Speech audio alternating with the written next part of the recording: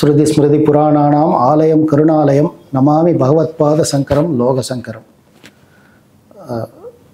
மூத்த பத்திரிகையாளர் சாவி அவர்கள் மகா பெரியவாளுடைய ஒரு தீவிரமான பக்தர். அடிக்கடி போய் அவர் பெரியவரை தரிசனம் பண்ணுறது பழக்கம். அவர் போகும்போது நமஸ்காரம் பண்ணிவிட்டு பெரியவர் அவரை பற்றி விசாரிச்சுட்டு சௌரியெல்லாம் விசாரிச்சுட்டு குங்கும பிரசாதம் கொடுப்பார். அந்த மாதிரி ஒரு வாட்டி இவர் போயிருக்கார். சாவி போயிட்டு நமஸ்காரம் பண்ணிவிட்டு பிரசாதத்தை எதிர்பார்த்துன்னு நிற்கிறார். இவர் ஆசீர்வாதம் பண்ணார், குங்கும பிரசாதம் கொடுக்கல. போயிட்டு இப்படி கையை காமிக்கிறார். சாவி ஓரமாக போய் உட்காந்துக்கிறார். அப்போ அவருக்கு முன்னாடி ஒரு 15-20 பேர் உட்காந்துருக்காங்க. உட்காந்துட்டு சரி ஏதோ நமக்கு குங்கும பிரசாதம் கொடுக்கல, ஏதாவது உபன்யாசம் பண்ண போகிறாரோ, இல்லை ஏதாவது ஒரு ஆன்மீக சொற்பொழிவு மாதிரி பேச போகிறாரோ என்னமோ, இல்லை எல்லாரும் போனால் விட்டு தனியாக பேசணும்னு நினைக்கிறாரோ என்னமோ அப்படின்னு சாவிக்கு எழுத்தாளர் சாவி பத்திரிகையாளர் மூத்த பத்திரிகையாளர் சாவி அவர்களுக்கு ஒரு சந்தேகம். சரி இருக்கட்டும்னு சொல்லிட்டு ஓரமாக போய் உட்காந்துக்கிறார். உட்காந்துட்டு ஒரு 10 நிமிஷத்துக்கெல்லாம் ஒரு குடும்பம், ஒரு தம்பதி, அவருடைய பொண்ணு, ஒரு 25 வயசு மதிக்கத்தக்க ஒரு பொண்ணு, 2 ஆண்கள் அப்படின்னு ஒரு 5 பேர் கொண்ட குடும்பம் வராங்க. எங்கேருந்தோ அவங்கள பார்த்தா, முகத்தை பார்த்தா பம்பாய் கல்கத்தாலேருந்து ரொம்ப தொலைவுலேருந்து வரா மாதிரி இவருக்கு சாவிக்கு தெரியுது.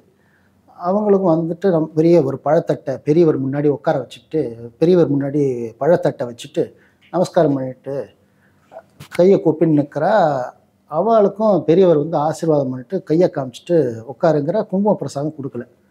இதுக்கு நடுப்புற நிறையா பேர் வராங்க போகிறாங்க. எல்லாருக்கும் அவர் மகா பெரியவா குங்கும பிரசாதம் எடுத்து கொடுத்துட்டே இருக்கார்.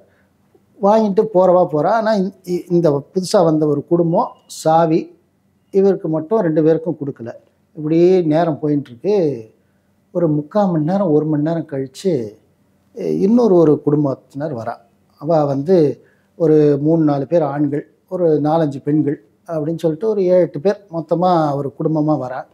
அவங்கள பார்த்தாலே தொழிலதிபர் மாதிரி குடும்பம்னு தெரியுது.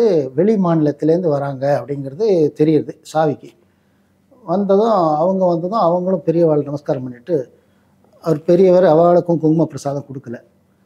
ஒரு ஓரமாக அப்படி கை காமிக்கிறார். அவங்களும் ஒரு ஓரமாக உட்காந்துக்கிறார். இதுக்கு நடுப்புற பாக்கி பேர்லாம் வந்து பெரியவாளை தரிசனம் பண்ணுறார். அவளுக்கும் குங்கும பிரசாதம் எல்லாருக்கும் கொடுத்துட்டு அவளும் வாங்கிட்டு போகிறாள். எல்லோரும் போயாச்சு. இப்போ வந்து அந்த பொண்ணு, அந்த முதல்ல வந்த அந்த பொண்ணு, அந்த தம்பதிகளோட அந்த பொண்ணு குடும்பம், இப்போ தொழிலதிபர்கள் ஒரு 7-8 பேர், இப்போ 2வது கடைசியாக வந்தாங்க 1 மணி நேரம் கழித்து அந்த குடும்பம் வந்ததுக்கப்புறம் அந்த 2 குடும்பம் சாவி, இவங்க தான் 3 பேர், 2 குடும்பம் சாவி, இவங்க தான் உட்காந்துருக்காங்க. உட்காந்துட்டு பெரியவர் அந்த தொழிலதிபர் குடும்பத்தை கூப்பிட்றார். கூப்பிட்டு அந்த பையனை கூப்பிட்டு, அதில் 27-28 வயசு மதிக்கத்தக்க ஒரு பையன், அந்த பையனை கூப்பிட்றார்.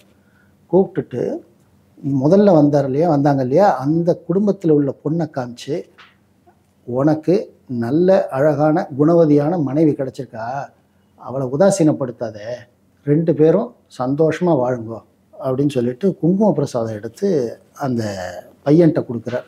அந்த பொண்ணையும் கூப்பிட்டு 2 பேரும் இவளை அழைச்சிட்டு போயிட்டு வா, சந்தோஷமாக இருன்னு சொல்லிட்டு 2 பேருக்கும் குங்கும பிரசாதம் கொடுக்குறார்.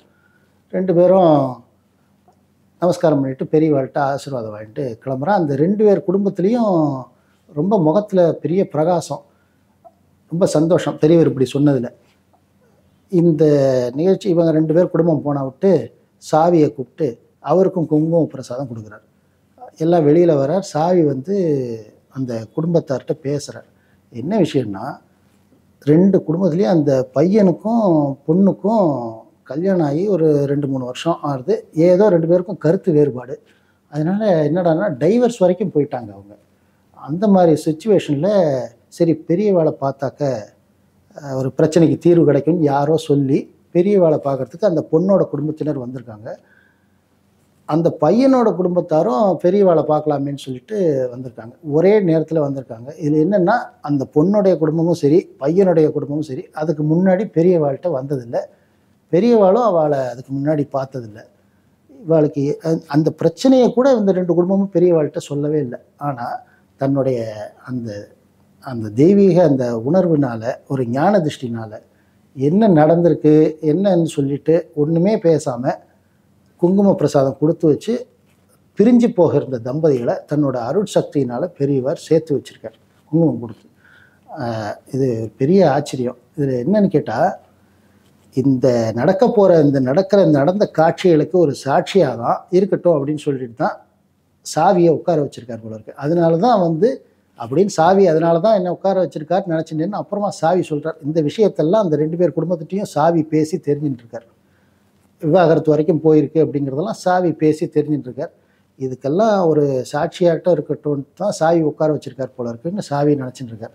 இதில் என்ன ஒரு பெரிய விஷயம் அப்படின்னா, வெயிட் பண்ணி வச்சு கடைசியாக சாவி குங்குமம் கொடுத்தார் இல்லையா? இது நடந்து பல வருஷத்துக்கு அப்புறம் குங்குமம்னு ஒரு பத்திரிக்கை ஆரம்பித்தாங்க. அதுக்கு சாவியே ஆசிரியரானார். அப்புறம் சாவி அதுட்டு போய் குங்குமம் பத்திரிக்கையில் ஆசிரியராக சேர போகிறேன் அப்படின்னு சொல்லிட்டு பெரியவாள்கிட்ட பார்த்துட்டு ஆசீர்வாதம் வாங்கும்போது கை நிறைய குங்குமத்தை எடுத்து சாவி கையில் பெரியவர் கொடுத்தார். அந்த இதில் குங்குமத்தில் சாவி ஆசிரியராக பொறுப்பேற்றுண்டா விட்டு முதல் இதழ் அவர் சாவி ஆசிரியராக பொறுப்பேற்றுட்டா விட்டு அந்த முதல் இதழ் அட்டைப்படத்திலேயே மகா பெரியவாளுடைய படத்தை போட்டார். ஜெய ஜெயசங்கர ஹரஹர சங்கர்.